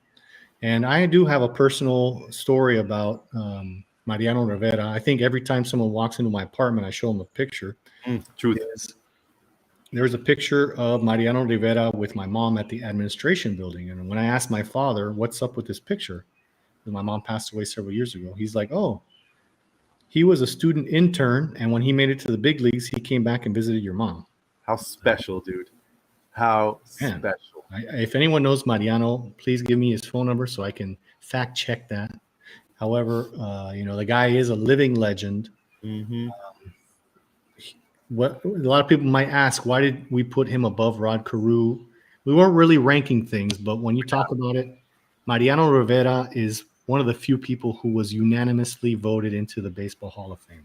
Yeah, he was indeed HB. And you know what? He was also given the Presidential Medal of Freedom for all the great things for his philanthropic efforts, dude. Yeah. Is those philanthropy done in the tropics? Philanthropics? Philanthropics. Yes, it is. I think this whale rum is already getting into my vocabulary. I like it. Like Joe's trying out a new rum. The rapscallions are always trying out new things. He's found this rum. We want to try it. It's got a whale on the front of it. It's got a whale on it, and as the story says, the rum maker who made this rum, he was hanging out in Coiba, and he was chewing on some sugar cane. And while he was hanging out chewing on the sugar cane, a whale came up and ate him. It ate him. So he spent some time hanging out in the whale's stomach, as one does. And, but he didn't go hungry because, whales, they eat a lot of things. So he was eating fish. Eating krill. And he was thinking, and he was like, man, what am I going to do with my life? And then he still had the sugar cane. And he was like, oh, I'm going to make the world's best rum. And then the whale shot him out. And then he woke up at a beach and he was like, yo, I got to get to work. And he made that rum. So now you know. That's a beautiful story. We need to call them and have them sponsor us because we've done a show on Coiba. Scroll down, you'll see it. We've done a show with Dan Norma, Aska, one of the great mega project builders that I have ever known. Truth. And you know what? What we need to talk more about Mariano Rivera. That guy was the greatest. Mo, Enter Sandman, the sleeper. He closed them. He's the greatest closer in the history of the game. Okay, what else can we throw in there before we get to the greatest legend ever from Panama ever? Let me tell you something. Let me tell you some of his accomplishments, man. 13-time Major League Baseball All-Star, 5-time World Series champion. That's 5 times. World Series MVP, Delivery Man of the Year, Comeback Player of the Year. Man, he had his number 90. He was also the Rolaids reliever. There's actually an award there for that, right? Rolaids relief. Rolaids relief. As a relief pitcher, he won the Rolaids relief award. Yes, that's right. Hey, because we can't overlook those. You can't overlook that because you gotta provide relief. You gotta give relief when relief is needed, man. Hey, there's not more. I mean, what can we say about Mariano Rivera, man? That guy's a legend. You know what's really? I mean, sometimes because I don't know, the Panamanian national baseball team, has it ever really achieved anything? I don't know because I'm not much of a baseball man. Well, that's the thing is that I think I'm going to toot the Canal Zone's horn a little bit. Is that during the Canal Zone I think there was more of a network of not only scouts but a support system that would help young Panamanians flourish in the U.S.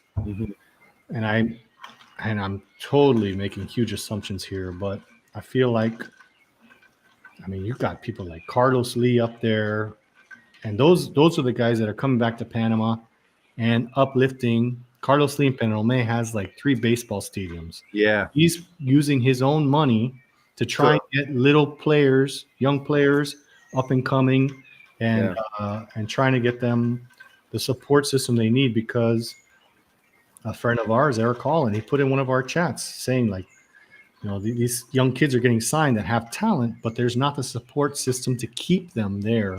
Truth. And they take the first check that gets thrown out of them, they burn out, and they come back home, and that's the end of their career. And I think it's one of those things. Sorry, you were saying? Cocle is the best, by the way. Cocle. No doubt. Hey, Cocle all day. And, I think it's very interesting how sometimes independent individuals have to come into the picture and provide the support that should be provided by local national entities. Yes.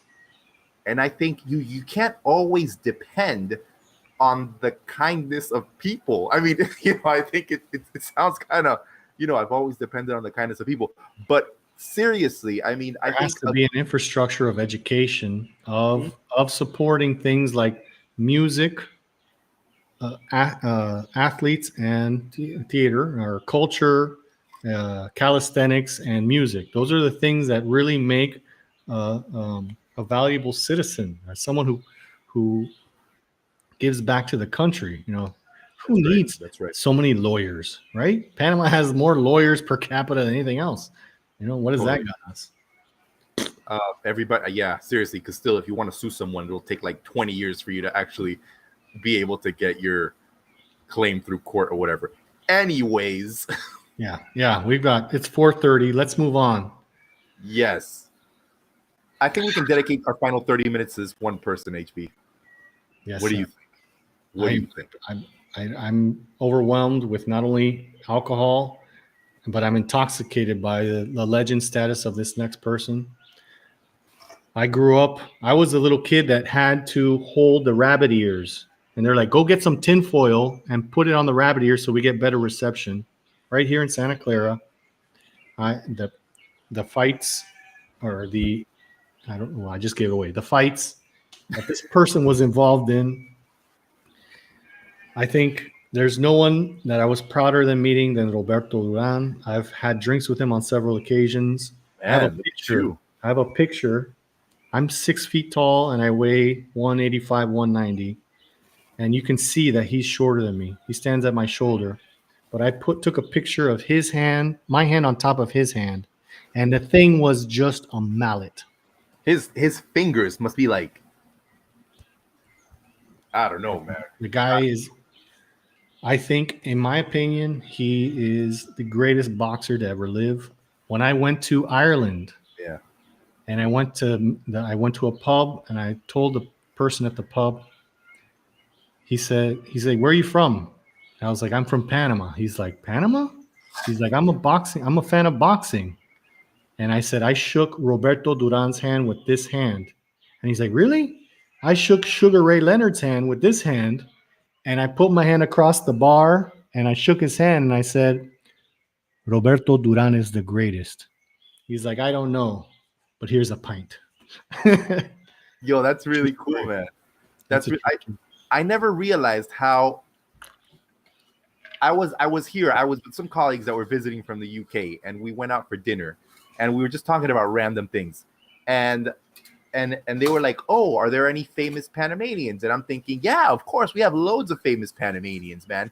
So, in that moment, the most famous one that came to my mind was Ruben Blades, who is, a master of, Predator 2. He was in Predator 2. He was in Predator 2. So I was like, yeah, Ruben Blades, Ruben Blades. And they were like, Ruben Blades. And I kept trying to explain to them who Ruben Blades was. And then I was just sitting there, I was like, man, I'd gone through this long list of Panamanian, actors or musicians, performers.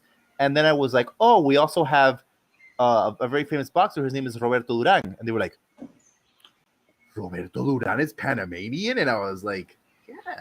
He was like, why didn't you start with him? And I was like, I don't know, man. You should know this. The guy's famous.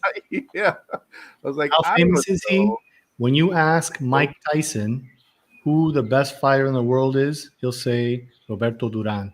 And there's interviews of him saying when Roberto Duran was in New York, he was a little kid and he already knew that he wanted to be a fighter.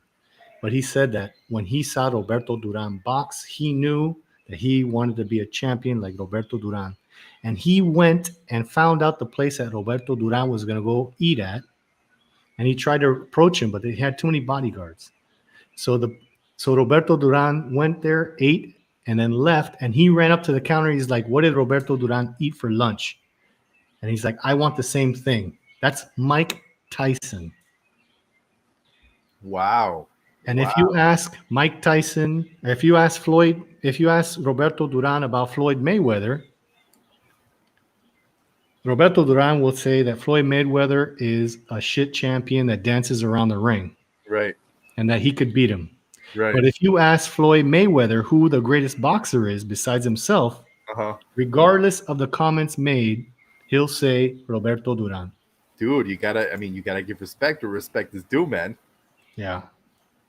Seriously. So, That is incredible. That is incredible. And you were actually, weren't you in the Hands of Stone? Didn't you play like a key role, a pivotal role? pivotal role.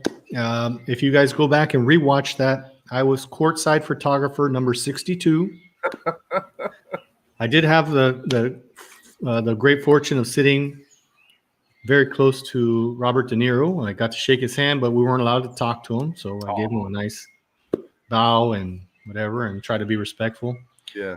But Roberto Duran, I mean, I grew up in his heyday, and I remember we mentioned Marvin Hagler at the beginning of the show. When I was Hagler, yes. I was the little kid on the TV that made sure the reception was okay while everyone was like, oh my God, Roberto Duran. And I remember playing with that and watching the boxing matches. And I remember Marvin Hagler came in. I was like, no, I don't want Duran to fight against him. He's too scary. But the amazing thing about Roberto Duran, like, how do we start piling on praise to this guy? Man, in boxing, you need to think about weight. We talked about Panama Al Brown, who was a bantamweight. You can have a knockout punch, but the thing that makes you the weight class is very important because of various things. There's weight behind your punches, and because you lean on someone. Mhm. And Roberto Duran won in 4 weight classes, if I'm not mistaken. His first fight against Sugar Ray Leonard, he was a light middleweight. Yeah. Sugar Ray Leonard was a middleweight, so Yeah. he came up to fight him. Mm. Where do we start, Joe? We've got 30 minutes. I could talk for 3 hours about this guy. I don't know. I think just from coming from where he came from, I think, first of all, he was born in Guarare. That's like in the middle of that's interior, and particularly during that time when he was born, I think it was like 1951. I mean, that's crazy, So he really came from nothing, just using his own wits, his own sort of the drive to kind of get to where he was at, to the point where I don't know, HB, I remember was the fight that he had with Sugar Ray Leonard. That was like his first that was like the biggest deal he had, right? Or were there any previous fights before that? There were previous fights, right? There were previous fights before that, and they were all devastating. I mean, where he just smashed them. He smashed everyone. In 1971, Benny Huertas, let's see. Ken Buchanan, the Scottish guy. That's the fight that I was a courtside photographer. For the Ken Buchanan fight. For the Buchanan fight, yeah. Man, this Angel guy. Robinson from Cuba. Mm-hmm. And that's what led up to his fight with Ken Buchanan. And Ken Buchanan was a big deal, man. Ken Buchanan was like doing it big. Shout out to Scotland. He was born in Edinburgh. But man, Duran brought it to him. And I think that was the thing about Duran. It was probably, I think people were just like, yeah, whatever. This guy from Panama. And that's the thing is most people are like, he's got a knockout punch. That's all he is. That's not true. He's a smart guy. Mm-hmm. And if you compare him to a fighter like Mike Tyson is a predator. And as soon as you have your guard down, Mike Tyson will take you apart. Yeah. The difference between the two, in my opinion, is that Roberto Duran could do everything. And he was smart, and he didn't mind getting thuggish. He was a grappler. And if you compare him to someone like Sugar Ray Leonard, who was all technique and who would dance and pick you apart, yeah, Duran was more of he was able to get up close. He was able to grapple you. He would let you grab one of his arms because he could punch with both hands. He'd let you grab one of his arms, and he would feel how you would react and move you. If he felt that you're going to throw a punch, he'd move your momentum with his arm that's supposedly locked up. And he was able to punch at short distance. Just being a few inches away, he was able to inflict damage. And you think, okay, so he was a brawler. That's selling him short. He was also a mid-range boxer. He was able to move out when he felt that you were tired enough, or if you got out of his hold, he could also box you from mid-distance. Yeah. And I think that's, I mean, when you think about the speed at which boxing moves, to be able to analyze these things in the moment, like they got you locked up, but you're still thinking. You're not just thinking like, oh crap, I got to get my arm out. You're like, okay, how do I use this to my advantage? I'll put them off center. I'll put them off center as they're swinging. This hand that they have locked up, I'll push him with it. And then if you get out, then he was able to gauge and duck and spin from mid distance. Which is, I mean, it's Do remarkable. it in 4 weight classes, which is probably the thing that boxers who rate boxers keep him in the number 1 spot, because changing weight classes is very difficult on the body. Yo, I mean, seriously, when you think about how hard it is, whenever you see an actor, right? And you're like, man, this guy, this girl, they had to like gain weight, lose weight, whatever. Oh, that's so hard. Okay, fine. You're doing it to act. But then when you're in boxing, not to say that acting is not a serious thing, because it is. It is. But when you're in boxing, you're trying to achieve these weight goals so that you could, in essence, potentially have the crap kicked out of you. Right? At a weight that you're not used to. Yeah. And I want to tell you something right now. If you can't dance, then you can't box. It requires a tremendous amount of coordination and improvisation as far as being able to move on your feet. I think it's one of the things. I think I've always wanted to try boxing. I've never ever tried it. I've always wanted to like try to learn it because it seems like such a good experience. It's super tiring. I mean, I've tried it very little. Very little have I gone into boxing, but you'll instantly be out of breath. I mean, playing soccer to me is, I played soccer with a friend of mine, Rudy Waller, who's a motocross guy, and he always said that motocross, he played football and he did motocross and he played soccer. And he said American football ranked the least requirements on your body.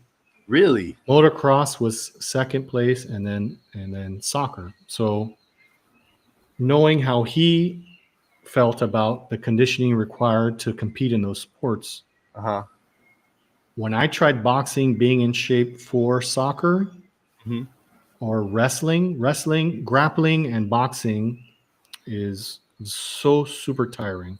For me, it's more tiring than soccer. Wow.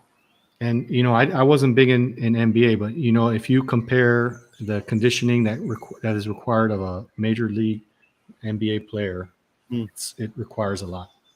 But what's interesting is when I've seen watching sports and stuff, I think players know when to take breaks.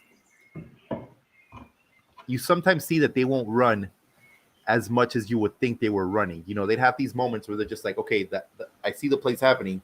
It's not my moment to step in. I'm going to just kind of stand here and watch. And then they snap into action.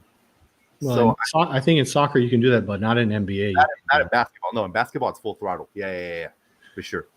So boxing is, and Mayweather said that. And I watched an interview with Fat Joe and Floyd Mayweather. And all I have to say is that Fat Joe's an asshole. He's an idiot. And Floyd Mayweather, this is the only time that I've ever agreed with Floyd Mayweather, because that guy I don't think is a real boxer, but he wins. So what can I say? But he's like, Fat Joe, let me tell you something.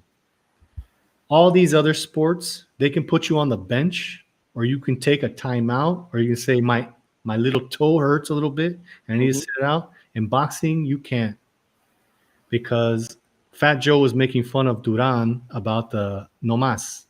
The no mas, yes. And Floyd Mayweather was defending him. He's like, you don't know what happened in there. Yeah, that's true. And according to Roberto Duran, in the first fight against Sugar Ray Leonard,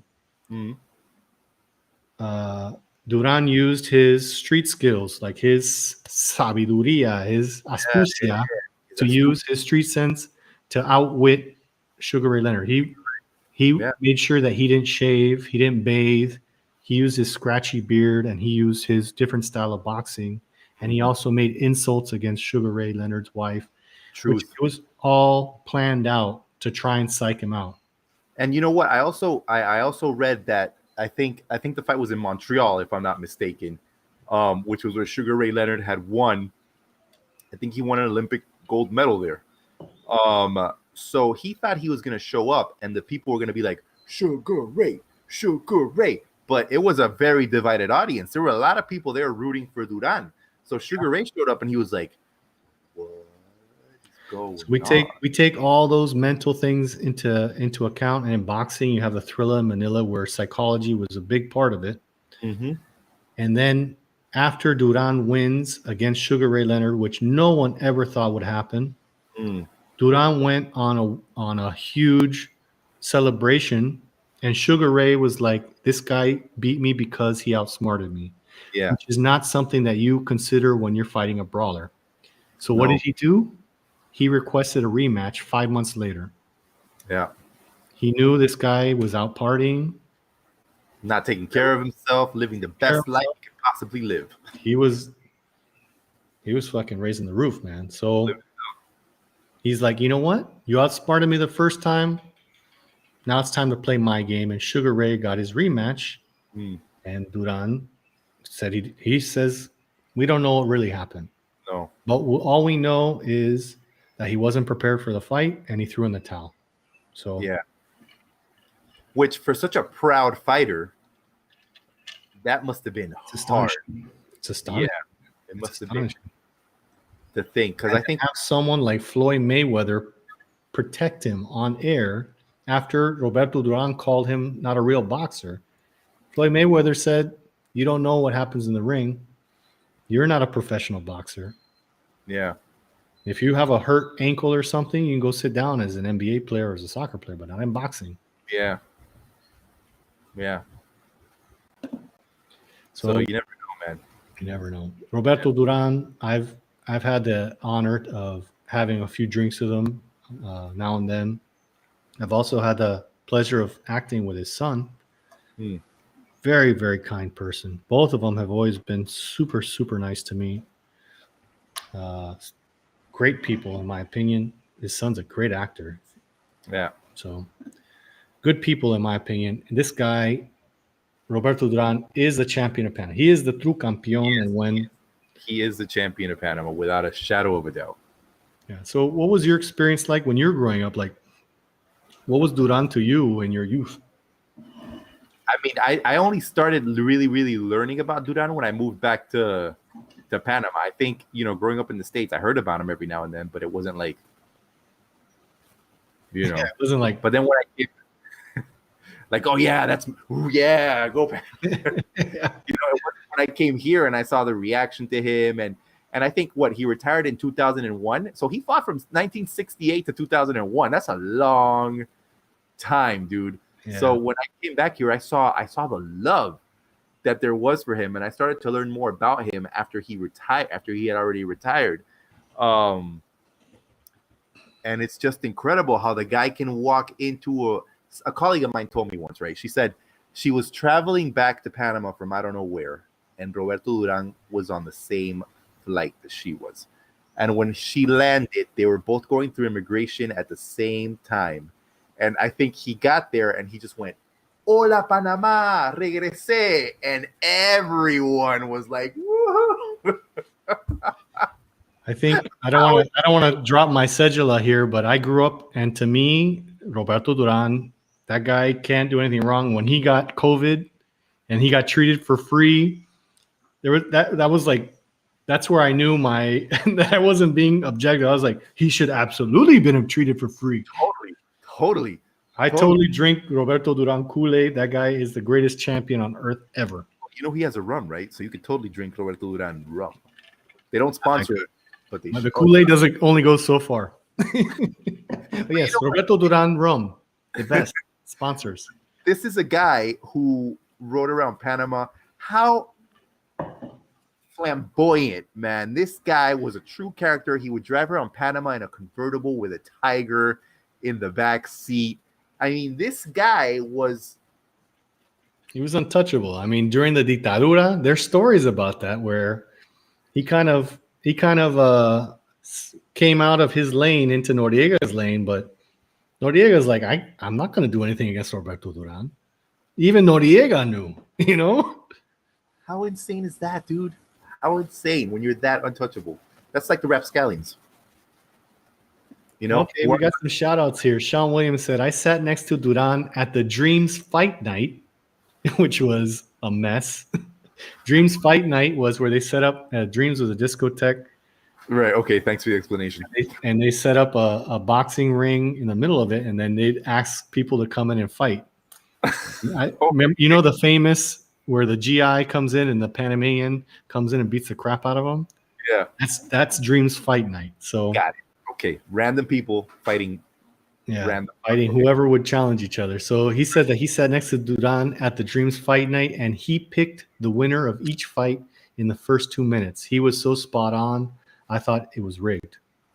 Wow. Look at that, man. It's true. That guy, I mean, if anyone was a natural boxer and a fighter, it's Roberto Duran. He knew how to use what he had. He had the knowledge, and I think that's remarkable, dude, because man, sometimes you go through life and you go in, you're put in situations or lanes. Carina. But this guy, he knew, he had that knowledge, and it worked for him in boxing, you know, to such an incredible degree. Yeah. And I know I've said it before, but to do it in different weight classes is just, I mean, that's beyond what anyone else has been able to do. If there's anyone else that has done it, it's maybe, you know, I know Roy Jones has changed weight classes, but he hasn't gone up 4 weight classes. No. I mean, come on, man. Come on. He was what? He was, I'm just reading here the weights that he fought in. It says super featherweight, lightweight, light welterweight, light middleweight, super middleweight. Right. That's crazy. That's crazy. That's just insane, dude. So, I mean, I want to do a little throwback to Panama Al Brown. Do it. When we talk about the weight classes here, we're talking about welterweight, which is 140 pounds. This is talking about Duran. Duran went to 100 from 140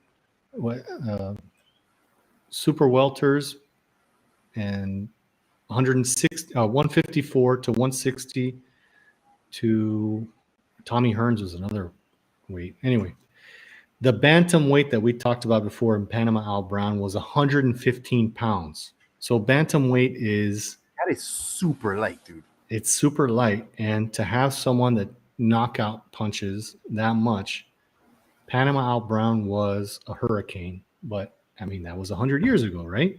Mm-hmm. So in our collective consciousness, Roberto Duran is the champion. But this guy, Panama Al Brown, the more stats that I read about him, pound for pound, my goodness, he was a big badass. Yep. Man, it's incredible, man. And all these people from such a small nation, dude. Such a small nation.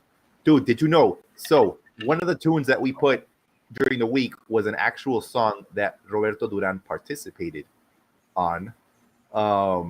And he's also been in television. He was a drug lord in Miami Vice season 2, episode 19. He played Jesus Maroto. The Rapscallions also made an appearance on Pop Culture, a radio show by our good friend Andres Clemente. And we were talking about the best Eddie Murphy movies. True. And I quipped that on Harlem Nights, Roberto Duran made an appearance as one of the waiters. So that was his. That was a quick glimpse of Roberto Duran in a movie scene. No doubt. He's definitely someone who has been able to make. He also had a reality TV show a couple of years ago, remember? I just remember seeing like 1 or 2 episodes of it. But he had a reality TV show. I forget what it was called now. It's like partying with Roberto. That would have been great. It was very similar to, you remember that show that Flavor Flav or what? no, this rocker guy. I forget his name now. Oh, the guy from the guy with the bandana. No. You know, that was his family, and it was there with his wife and his son and his daughter, who was all like, hey, Sharon. Oh, Ozzy Osbourne. Yes. So it was very similar to that show where you have like kind of like the father who's all like, hey, we gotta. Oh, he's all boxed up. And then they Roberto Duran is also famous for his trying to speak in English. what? I've never heard him speak English. Yeah, it's awful. So they're filming. There's a off the side legend of Roberto Duran, and a lot of Right. people tell him that he's punch drunk and whatnot. So Robert De Niro comes to Panama to play his coach. And when you saw Robert De Niro, I mean, that by itself was amazing because he was so old. Everyone's like, "Oh my God, De Niro's gonna die," but that was part of his method acting, right? Right. So Duran goes up to him. He's like, Robert De Niro, this I know you. That he does this super fucked up English, right? But the guy's clear in his head. He's like, I met you playing softball in New York City, and we went out and we had a soda afterwards. And Robert De Niro somehow understood what the fuck this guy was saying in English. He's like, Jesus Christ, you're right. I forgot about that. And that was from 1974 or something like that. Holy crap! Yeah. Wow, And that's you can incredible, watch the CNN interviews with Roberto Duran, and he starts speaking English. This guy's stupid. This motherfucker is no good. You know, it's like super machucado. But we love him that way. But that's how we love him. I love him. It's perfect. He We puts love people in their place, tells them to fuck off, gives them a hug, and everyone's Hey, happy. Roberto Duran for president, man. He would fix this country in an instant. I'll vote for him tomorrow. Me too. Yeah. Hey, we got to give a quick shout out, man, to our partners over at the Happy Introverts. Aquilino Arias, man. We got some sweet merch, some introvert merch over at happyintroverts.com. Go check out our awesome t-shirts. And We haven't even Brown mentioned our website. We haven't. I'll let you do that once I mention Little Brown Dog Aviation. We got our official core range of Rapscallions merch at Little Brown Dog Aviation. We got t-shirts, we got tote bags, we got mobile phone cases, guaranteed to bring you happiness for the rest of your life. And when you put your groceries in a Rapscallions merch, keeps it fresh because we're fresh. So fresh and so clean. We haven't mentioned the website. It's PanamaRP.com. You can find out, you can press, there's little buttons there. If you don't have Instagram, you can press Facebook. Wherever you need to watch, you can press one of our buttons, and you can press it many times if you like. And there's also the option to listen to, you need to click that stuff. Click it many times. And Just click it. buy some shirts. Little Brown Dog is our official sponsor. They've got some shirts on our website, PanamaRP.com. Click on the picture, buy the merch.